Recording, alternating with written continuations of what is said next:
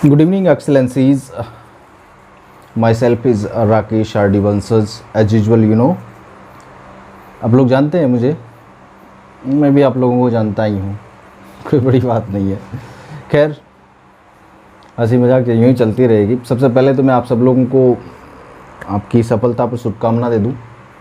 आपको दोहरी सफलता मिली, एक तो आपका प्रोविजनल में सिलेक्शन हुआ है, सेकंड आपके डॉक्यूमेंट वेरिफिकेशन की डेट्स डिक्लेयर कर दी है आरपीएससी ने, लास्ट नाइट किया था और उसका शेड्यूल भी आ गया है। आपके काउंसलिंग लेटर्स भी जारी कर दिए हैं आरपीएससी ने, ठीक है। अब आपको डॉक्यूमेंट वेरिफिकेशन करवाने जाना है और जाना ही है, दूसरा कौन जाएगा, आप ही जाओगे। अलग अलग सब्जेक्ट्स की आई हैं। ज्योग्राफी की पहले होगी 5 तारीख से और जो बायोलॉजी वाले हैं उनकी 13 और 14 तारीख को है। फर्स्ट डे 165 है, सेकंड डे आपको 164 लड़कों को बुलाया है, 164 स्टूडेंट्स को बुलाया है, ठीक है। तो इसलिए मैं आपको शुभकामनाएं दे रहा हूं कि आप भगवान करे सबका सिलेक्शन हो। और थोड़ा सा एक जो 14% सीट बढ़ने का जो मुद्दा चल रहा है वो भी हमारे माननीय मुख्यमंत्री जनता हितैषी श्रीमान अशोक जी गहलोत साहब उसको स्वीकार कर ले और अपनी सीटें बढ़ा दे तो बेनिफिट हो जाएगा, थोड़ा सा बच्चों का भला हो जाएगा। मैं उनसे निवेदन करता हूं करबद्ध कि भगवान आप बढ़ा दीजिए 14% सीटें, जनता का भला हो जाएगा। 9 महीने के लॉकडाउन से अभी उभर नहीं पाए हैं, बच्चे बेरोज़गार बैठे हैं। मेरे जैसे और भी बहुत सारे साथी हैं जो परेशानी से गुजर के आ रहे हैं। खैर, मुद्दा जो है वो ये है कि आपके डिटेल फॉर्म्स जो कैसे भर रहे हैं, कैसे भरना है उसको, क्या क्या उसमें जो फॉर्मेलिटीज़ है उसको कंप्लीट करना है। वैसे तो आप लोग बहुत ज़्यादा एक्सीलेंट है, आपको पता ही है, फिर भी मैं कुछ मेरे साथियों के और जो मित्रगण हैं उनके कहने पर उन्होंने बोला कि सर बता दीजिए थोड़ा सा डिटेल फॉर्म को कैसे भरना है ना।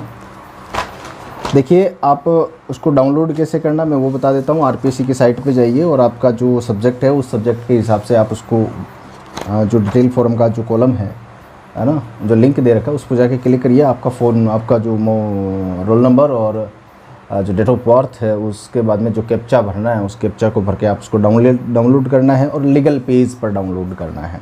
लीगल पेज जो होता है A4 साइज़ से थोड़ा सा बड़ा होता है, दिख रहा है आपको, ये लीगल पेज होता है और ये डिटेल फॉर्म है। आपको दिख रहा होगा सबको, ये डिटेल फॉर्म है, ठीक है। और मतलब डिटेल फॉर्म को जब आप लीगल पेज पर डाउनलोड करोगे तो ये साइड से जो है ना A4 में जो प्रॉब्लम आती है कि वो कटता नहीं है। अब कुछ लोगों ने एक वो क्लू निकाल लिया है, क्योंकि भारत में रहने वालों की एक आदत है कि हम तो जुगाड़ तो कर ही लेते हैं, हमारी सरकारें जुगाड़ से चलती है। तो अब ये क्या है, जुगाड़ क्या किया उन्होंने, इस साइज़ को मर्ज करवा लिया, छोटा करवा लिया। और छोटा करवाने से फिर वो साइज़ पेपर पे आ तो गया, बट दिक्कत हो जाएगी। दिखने वाले मेरे जैसे कोई कमज़ोर आँखों वाला हो उसको नहीं दिखेगा, या जो कॉलम्स जो होंगे वो छोटे हो जाएंगे तो फिर भरते वक्त दिक्कत आएगी, रे यार क्या है छोटा भर रहे हैं। तो तुम मत क्यों उठा रहे हो यार, बड़ा A4 साइज़, A4 की साइज़ लीगल पेपर ले लो, लीगल पेपर पे निकलवा लो, क्यों इतना दिमाग लगा रहे हो। और कौन सा तुम्हारा जो है बिजनेस में बहुत बड़ा घाटा हो जाएगा, है ना। पैसे वही लग रहे हैं, कौन सा ज़्यादा चार्ज लग रहा है। अब इसमें 2 चीज़ आपको डाउनलोड करनी है। एक तो आपका काउंसलिंग लेटर होगा जो 4 पेज का होगा। कितने पेज का होगा, 4 पेज का काउंसलिंग लेटर होगा, जिसके अंदर आपको क्या क्या डाउनलोड करना है मैं आपको बता देता हूँ। 4 पेज के अंदर एक तो आपका इंस्ट्रक्शन वाला पेपर होगा, ठीक है, एक तो आपका इंस्ट्रक्शन वाला पेपर होगा और एक जो पेपर होगा वो कुछ इस प्रकार का होगा, दिख रहा है, ठीक है। मेरे पास ये एक काउंसलिंग लेटर है, ठीक है, ये मेरे पास एक काउंसलिंग लेटर है, दिख रहा है आपको, ठीक है। इस काउंसलिंग लेटर में एक तो पेपर ये निकलेगा, एक ये निकलेगा जिसमें लेटर फॉर काउंसलिंग लिखा हुआ होगा। एक के ऊपर आपके सब्जेक्ट से आपकी जो डिग्रीज़ वगैरह जो भी है, एकेडमिक क्वालिफिकेशंस है उसके बारे में लिखा हुआ होगा। और एक जो होगा आपके लास्ट में जिसके अंदर आपको डिटेल्स भरनी है, मार्कशीट्स वगैरह की, जो मार्क्स है, पासिंग ईयर वगैरह जो है वो संलग्न है कि नहीं है। आगे मेरी बात समझ में। अब इसमें भरना क्या है, जैसे आपका सब्जेक्ट क्या है, ये सब्जेक्ट 10th वाले में ऑल आ जाएगा, जो 6 सब्जेक्ट होते हैं। पासिंग ईयर आपको लिखना है और संलग्न साक्ष्य आपको क्या करना है, टिक मार्क करना है और संलग्न पृष्ठ संख्या कितने नंबर पृष्ठ पर वो है, फर्स्ट सेकंड थर्ड वो लिखनी है, ठीक है। ऐसे आप सीनियर सेकेंडरी का भर दीजिए, फिर आपका ग्रेजुएशन का हो जाएगा, फिर पोस्ट ग्रेजुएशन का हो जाएगा, देन बीएड का हो जाएगा, ठीक है।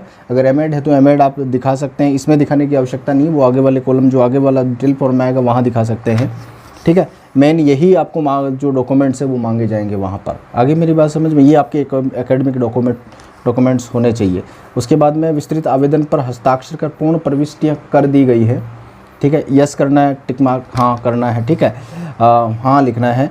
क्या आवेदक न्यायालय के आदेशों की परीक्षा में सम्मिलित हुआ है, अगर हुए हो तो हाँ, नहीं है तो ना, ठीक है। विवाह पंजीयन प्रमाण पत्र है, हाँ करेंगे, ठीक है।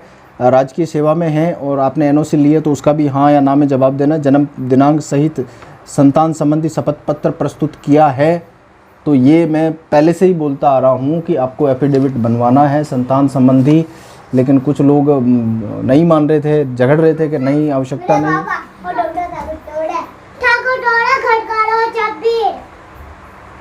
ठीक है।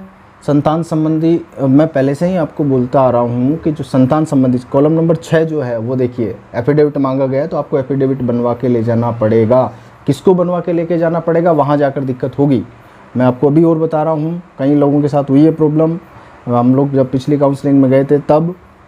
बाकी मर्जी आपकी, मानो तो मानो, मत मानो यार, मतलब शादीशुदा है उसके लिए तो मैरिज सर्टिफिकेट हो जाएगा, कोई दिक्कत नहीं है। अगर उसके अभी संतान नहीं है तब उसको एफिडेविट देना पड़ेगा, ठीक है। एक बात तो ये क्लियर कर लो। सेकंड बात, अगर जो अनमेरिड है उनसे भी एफिडेविट मांगा जा सकता है, ठीक है। दोनों बातें हैं। आगे मेरी बात समझो, भूतपूर्व सैनिक श्रेणी में है या नहीं है वो हाँ ना में जवाब देना है आपको। क्या विस्तृत आवेदन के साथ संलग्न दस्तावेजों की पृष्ठ संख्या का अंकन कर विस्तृत आवेदन पत्र में संलग्न सूची एवं सूची में पृष्ठ संख्या अंकित कर दी गई है, तो उसमें भी आपको हाँ करना है। ये तो आपके इसका फॉर्म का जो काउंसलिंग लेटर है उसकी फॉर्मेलिटीज़ थी। और इसका जो फर्स्ट पेज है जो जिसके अंदर आपको लिख रखा है उसमें मैक्सिमम मार्क्स, ऑब्टेन मार्क्स और डिवीज़न आपको दिखाना है।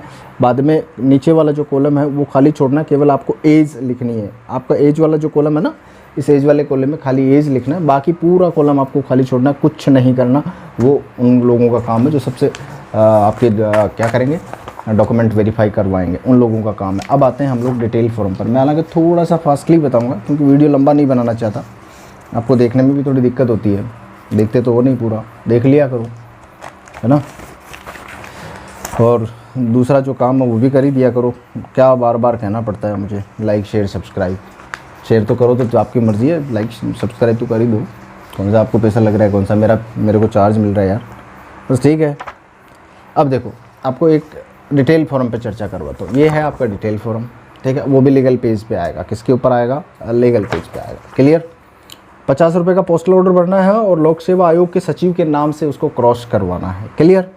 उसमें लिखना है किसको देना है, तो उसमें एक बना होगा लाइन पोस्टल ऑर्डर पर सचिव राजस्थान लोक सेवा आयोग अजमेर लिख के छोड़ दीजिए, हो जाएगा।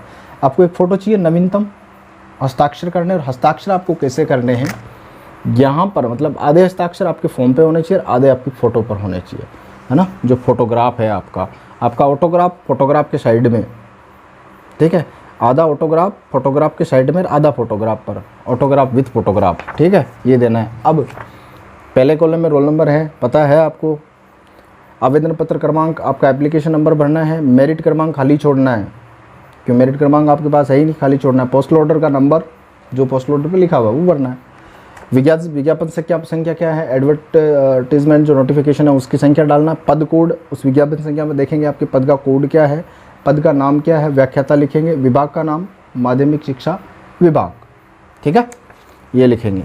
आगे मेरी बात समझ में। अब आरक्षण वर्ग में, अगर सामान्य तो सामान्य में, ओबीसी में तो ओबीसी में टिक करना है, अनुसूचित जाति तो अनुसूचित जाति का टिक करना है, ट्राइबल से है तो ट्राइबल में टिक करना है। उसके बाद में जनजातीय जो एरिया है उसका जो वो विवरण देना है। मूल निवास, अब राजस्थान के है बाहर के, उसके बारे में आपको अंकित करना है, ठीक है। उसके बाद में श्रीमती या श्री जी का जो है कंप्लीट नेम लिखना है, उसके नीचे कैपिटल लेटर्स में लिखना है। देन पिताजी का नाम, माताजी का नाम, आपकी डेट ऑफ बर्थ और उस दिन आयु, जिस दिन निर्धारित तिथि तक आपकी एज क्या थी, ठीक है। नागरिकता भारतीय है, धर्म जो आपका है, वैवाहिक स्थिति मैरिड है तो मैरिड और अविवाहित है तो अविवाहित, और बाकी वाली जो कैटेगरीज जो हैं वो आपको फुल फिलअप करनी है। विवाह का विवरण, पति है तो पत्नी का नाम देना है, और पत्नी है तो पतियों का नाम देना है, ठीक है। विवाह की तिथि विवाह का स्थान, पंजीयन संख्या, पंजीयन स्थान, कहाँ करवाया था पंजीयन, और उस अधिकारी जी का नाम जिसने आपका पंजीकरण किया था। सेकंड चीज़, संतान संबंधी विवरण है, पुत्र पुत्रियाँ जो भी हैं आपके, है ना, उनका नाम और उनके डेट ऑफ बर्थ लिखनी है, ठीक है। आपका एड्रेस जो परमानेंट एड्रेस है वो लिख दीजिएगा दोनों जगह, कोई दिक्कत नहीं। अब आइए अगला कॉलम, शैक्षिक योग्यता, मैट्रिक, हाई सेकेंडरी, सेकेंडरी, इसके प्राप्तांकों का प्रतिशत, ग्रेड, वर्ष, ऐच्छिक विषय क्या था वो लिखना है। 10th वाले में तो आपको सब लिखना है, बाकी वाले ऐच्छिक विषय आपको पता ही है। कोर्स की अवधि कितने साल की थी, 1 साल की थी। बोर्ड का नाम माध्यमिक शिक्षा बोर्ड अजमेर। प्रयासों की संख्या 1 लिखनी है, ठीक है। अब जैसे कोई बोल रहा है, ये यहाँ तक तो आ गए, नेट शेट गेट केट जो भी कोई दर्शाना चाहता है, वैसे इसकी कोई आवश्यकता नहीं है यहाँ पर, नेट शेट गेट की कोई आवश्यकता नहीं है, क्योंकि स्कूल एजुकेशन है। अगर कॉलेज एजुकेशन होता तो आप दिखाते क्यों, मैं भी नहीं दिखाऊंगा, मेरे पास भी नेट सेट है, दोनों है, बट नहीं दिखाऊंगा।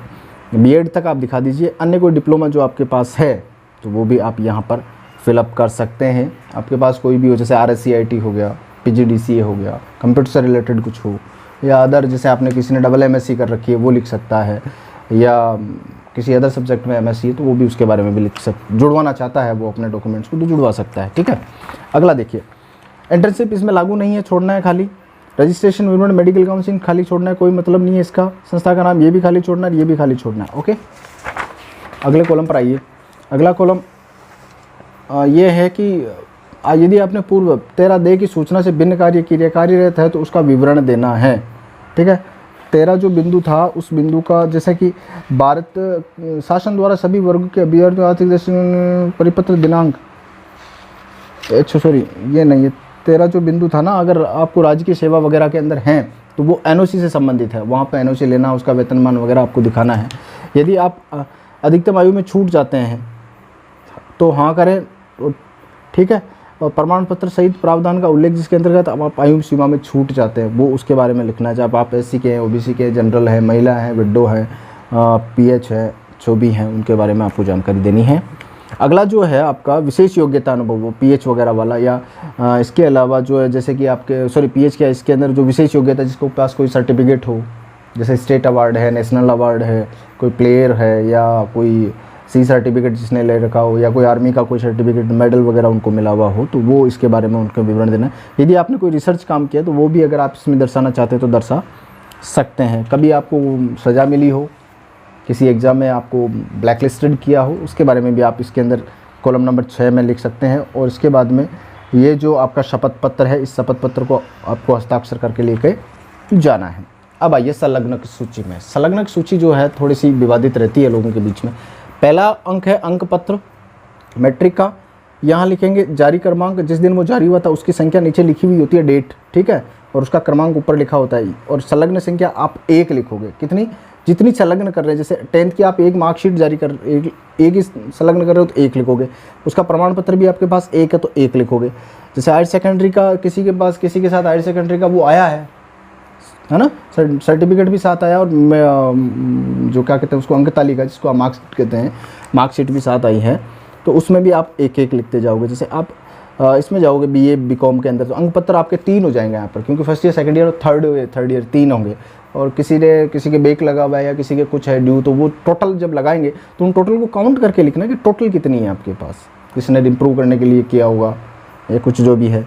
इसी प्रकार से उपाधि 1 हो जाएगी, उपाधि तो 1 ही मिलेगी। MSc का भी 2 हो जाती है, नॉर्मल प्रीवियस और उसका फाइनल का। अगर किसी के सेमेस्टर वाइज है तो सेमेस्टर वाइज में 4 हो जाएगी मार्कशीट्स, ठीक है। और डिग्री 1 हो जाएगी। BEd इसके बाद में आप लिखेंगे अनुभव प्रमाण पत्र अन्य प्रमाण पत्र के अंदर, ठीक है। अन्य प्रमाण पत्र के अंदर आप सबसे पहले लिखेंगे BEd की डिग्री, उसके बाद में आपका क्या होगा, चरित्र प्रमाण पत्र, उसके बाद में आपका जाति प्रमाण पत्र, फिर मूल निवास प्रमाण पत्र, और फिर आपके जो भी हैं मैरिज सर्टिफिकेट वगैरह जो भी हैं उनका वो नाम लिखकर यहाँ पर उनका जारी क्रमांक, दिनांक और उनकी संख्या लिखते जाना। लास्ट में चलकर आपको क्या करना है, यहाँ पर आवेदन पत्र में अंकित सूचना संलग्न अभिलेखों के प्रतिशत मिलान किया गया, सही पाया गया, निम्न कमी पाई गई, ये हस्ताक्षर करेगा कार्यालय वाला, आपका काम नहीं है। नीचे भी राजपत्र अधिकारी से संस्था जो है शिक्षा संबंधी है, श्रीमती कुमारी को इस पद अपेक्षा, ये NOC वालों के लिए, ठीक है। मतलब ये कोई आवेदक अर्हता में एलिजिबल हुआ है कि नहीं उसके लिए ये है। अब अगला कॉलम आइए। अगले कॉलम में क्या है, ये आपको हाँ ना करते चलना है। क्या करते चलना है? हाँ ना करते चलना है, या टिक या क्रॉस करते चलना है। पढ़ते चलिएगा आप लोग, आप जिस श्रेणी में आते हैं वहाँ से अनुरूप हैं तो आप टिक मार्क्स करते चलिएगा, ठीक है। लास्ट में यहाँ पर जो आपकी एज है विज्ञापित तिथि के, वो एज लिखनी है ऊपर, न्यूनतम और अधिकतम लिखनी है। निर्धारित आयु न्यूनतम कितनी है 40 और अधिकतम कितनी है वो लिखनी है, ठीक है। और स्वयं को किस श्रेणी में मानता है वो श्रेणी आप लिखें। फिर बाद में आप अभ्यर्थी को टिक करना है, यस नो क्रॉस राइट, किस में कहाँ वो छूट चाहता है कहाँ छूट नहीं चाहता उसके हिसाब से, ठीक है। अगला जो कॉलम आपके आएगा, अगला जो चैप्टर है वो ये है, इसके ऊपर आपका साइन होगा। लास्ट में अभ्यर्थी का हस्ताक्षर, आवेदक के हस्ताक्षर होंगे। और सबसे लास्ट में अटेस्टेशन फॉर्म, ठीक है। अटेस्टेशन फॉर्म में वही डिटेल्स हैं जो आपने पीछे भरी है, जो आपने क्या करी हैं पीछे भरी है, ठीक है। पीछे जो डिटेल्स भरी हैं वही डिटेल आपके उसके अंदर आएंगी। तो इस डिटेल के अंदर जैसे आपका name, surname, roll number, merit क्रमांक जो है, मेरिट क्रमांक है नहीं तो आप उसको छोड़ सकते हैं। आपका फुल एड्रेस, होम एड्रेस जो है दोनों सेम ही होंगे, ज़्यादा चेंज नहीं होगा। पर्टिकुलर प्लेसेस क्या है, रेजिडेंशियल एरिया वगैरह क्या है आपका जो भी वो लिखना है। आपका फादर्स की डिटेल्स लिखनी है, उनका प्रोफेशन क्या है, परमानेंट होम एड्रेस क्या है, उनके बारे में आपको जानकारी देनी है। फादर मदर्स नेशनल ये तो ऑलरेडी भरा हुआ है। प्लेस ऑफ बर्थ आपका दिखाना है, हस्बैंड का कहाँ है और वाइफ का कहाँ है, दोनों को अलग अलग दिखाना होगा। डेट ऑफ बर्थ आपकी लिखनी है। प्रेजेंट एज क्या है एडवर्टीजमेंट के टाइम में, ठीक है। और एज ऑफ मैट्रिकुलेशन 10वीं के टाइम में आपकी एज क्या थी वो निकाल लेनी है। आपकी 10th की मार्कशीट में जो डेट ऑफ बर्थ है, आपने 10th कब किया था उस तारीख से आपको निकालनी है। जब आपने एडमिशन लिया था 1 जुलाई, जब आपको आपने लगभग जो बंधु है 1 जुलाई को ही लेते हैं एडमिशन 10th में, तो उसके हिसाब से निकालनी जो आपका ईयर है ना। 2000, 2002, 2003, 4, 5, 6, 7, 8, 9, 10, 11 जो भी है ना, वो सारी की सारी उसके अकॉर्डिंग आपको डेट्स निकालनी है। और आगे जो डिटेल्स है वो आपका स्कूल्स कहाँ से आपने पास की थी उनके एड्रेस है और उन स्कूल का नाम है और उनकी एंट्रिंग डेट है और पासिंग डेट है कब आपने छोड़ा था। तो पासिंग डेट में आपकी मार्कशीट के ऊपर जो डेट लिखी हुई है वो लिख सकते हैं। एंट्रिंग डेट आप 1 जुलाई डाल दीजिएगा, इससे कोई ज़्यादा बड़ी प्रॉब्लम वाली बात है नहीं, क्योंकि अमूमन 1 जुलाई को एडमिशन होते हैं। और पासिंग डेट आप लिविंग कब किया था उस क्लास को, तो फाइनली तभी माना जाएगा जब आपकी मार्कशीट आएगी, तभी आप उसको लीव कर सकते हैं। जब आप उसको क्या कर सकते हैं, लीव कर सकते हैं, ठीक है। मतलब पासिंग डेट आप तो वो हो जाएगी जब आपकी 1 जुलाई वाला, और लास्ट डेट जो है वो आपकी क्या हो जाएगी, जो क्या कहते हैं उसको आप, जिस दिन आपकी मार्कशीट डिक्लेयर होती है, ठीक है। और लास्ट में इसको आप गजेटेड ऑफिसर से आपको साइन कराना है अटेस्टेड फॉर्म में, और आपका ये फॉर्म कंप्लीट हो जाएगा। इस प्रकार की आपको 2 प्रतियां लेकर जानी है। कितनी प्रतियां लेकर जानी है? 2 प्रतियां इसकी फॉर्म की लेकर जानी है। 1 सेट आपको आपके डॉक्यूमेंट्स का लेकर जाना है। किसका?